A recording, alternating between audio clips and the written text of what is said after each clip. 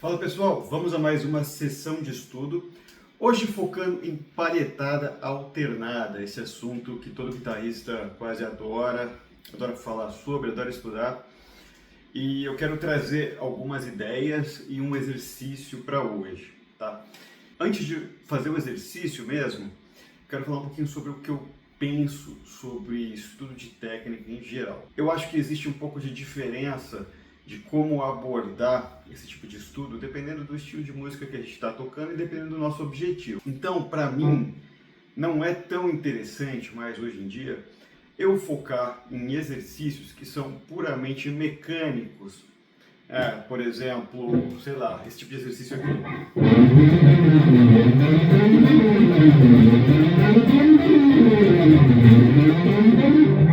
Por mais que esse tipo de exercício trabalhe a parte mecânica e motora da palhetada alternada, ou poderia ser outra técnica, poderia ser, tá falando de ligados, por exemplo,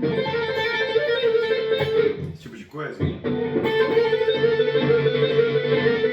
eu prefiro já pensar em aplicações que são mais práticas para mim, aplicações que vão aparecer provavelmente quando eu for improvisar. E aí também isso vai trazer à tona a questão de praticar padrões como esse aqui, né? Legal, esse tipo de padrão é super bacana, eu pratiquei bastante, principalmente quando eu era adolescente, mas o tipo de música que eu toco hoje em dia, eu acabo não fazendo quase esse tipo de padrão totalmente simétrico, né? Esse aqui é um padrão de 6 notas.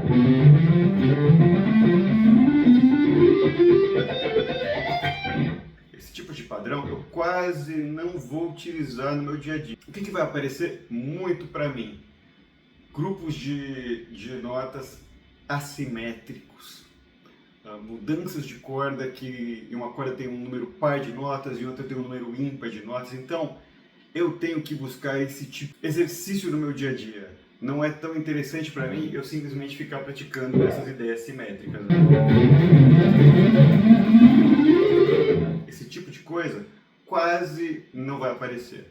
Então, normalmente, se eu for pensar em praticar um exercício de palhetada alternada, simplesmente mecânico, por exemplo, eu vou pensar em fazer uma coisa assim, né? Tipo um exercício de...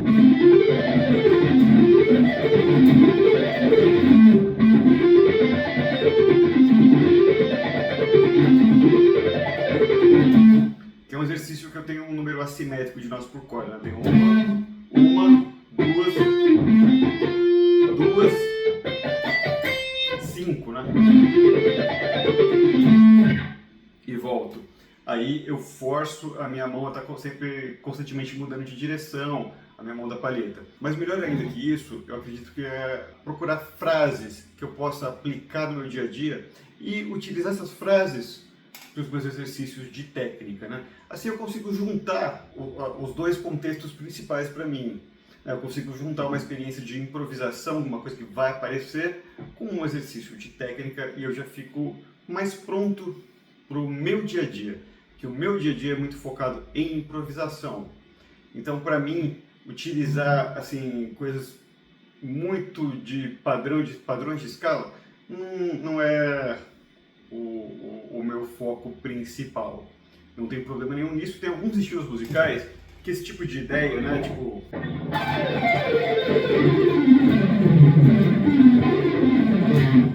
Tem alguns estilos musicais que esse tipo de ideia cabe muito. Então aí é interessante você pensar nisso quando você estiver estudando. Mas ó, para hoje, pensei em uma frase de pentatônica, bem simples, né? Que é isso aqui.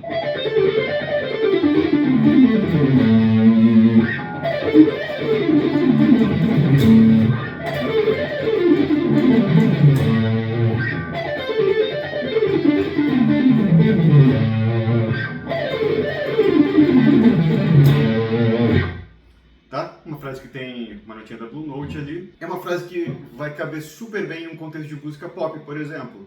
E até de outros estilos. Então, vamos lá. Como que você faz para ganhar velocidade, por exemplo, com uma frase dessa? Primeiro, você vai precisar tocar muito devagar, porque você está aprendendo essa frase.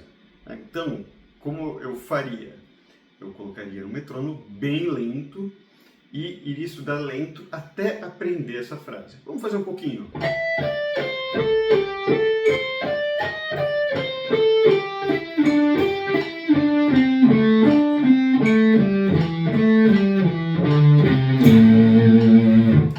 Depois que eu já aprendi essa frase, aí eu não vou continuar tocando ela mais lento, tá?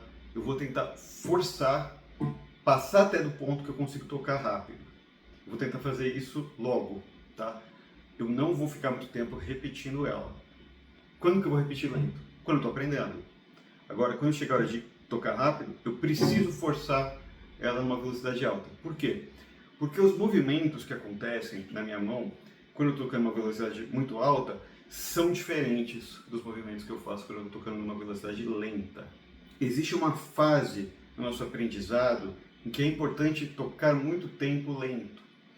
Ficar tocando. Só que chega uma hora que você precisa parar de fazer só isso, tá? Você precisa parar de só tocar lento e ir aumentando aos poucos. Chega uma hora que você precisa dar uma forçada de barra para a sua mão, para suas musculaturas entenderem esses movimentos.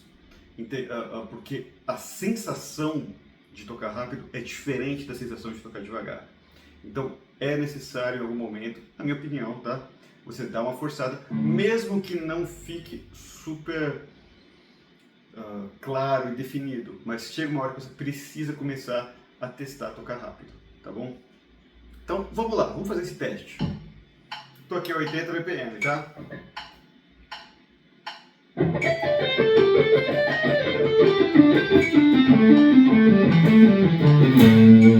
Vou fazer os semicolcheios, né? Vou fazer o seguinte, eu vou dobrar, vou fazer fusas, né?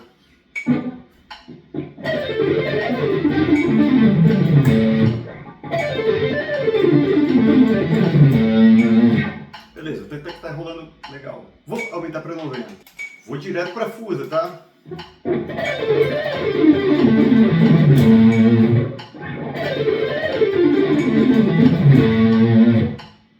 Já sinto um pouquinho de diferença nos padrões de movimento da minha mão direita, tá?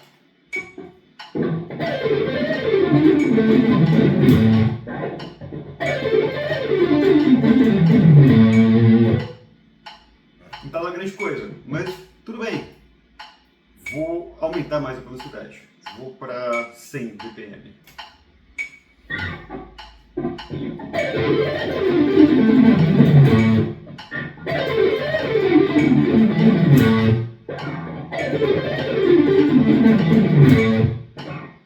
Já estou perdendo a precisão da mão esquerda, não da direita. Olha só.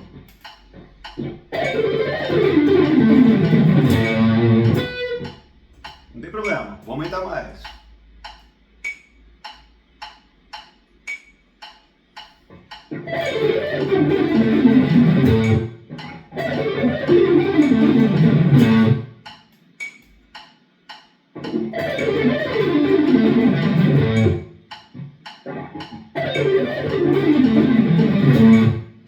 Mais ainda, tá ruim, já não tá legal. Não tem problema, vou aumentar mais.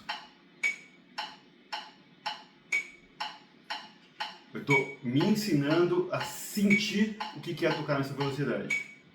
A sensação de tocar nessa velocidade é importante. É claro que tem outras questões, como precisão, mas estou focando na sensação agora.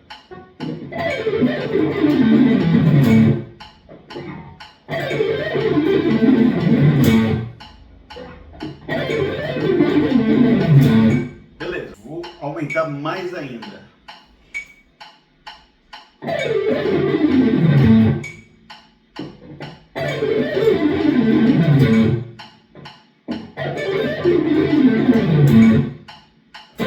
Não dá.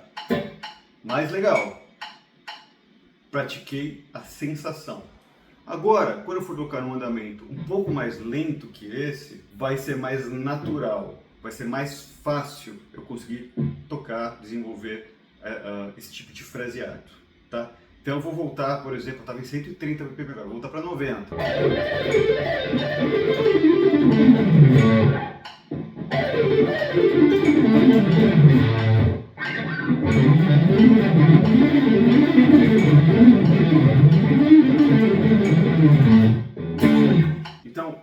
ideia é que a sensação de tocar nesse tipo de andamento vá ficando mais natural, tá? Se eu sempre ficar tocando